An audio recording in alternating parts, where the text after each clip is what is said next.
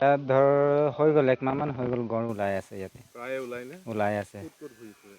আমাৰ এইখিনিতে সেইটো ফিল্ডতে ওলাই আৰু এই জংঘলটোত সোমাই যায়। 1 ঘণ্টা 2 ঘণ্টা তেনেকৈ থাকে আৰু ঘাঁহ চাহ খায়। ডাঙৰ নে গড়টো?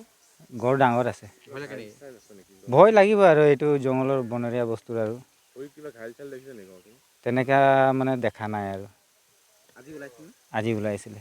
এই মানুহ যে কাম কৰিছে দিগদাৰ নহয় নেকি? নাই তেনেকৈ দিগদাৰ কৰা নাই। মানুহ খেদিছে নেকি? নাই খেদা।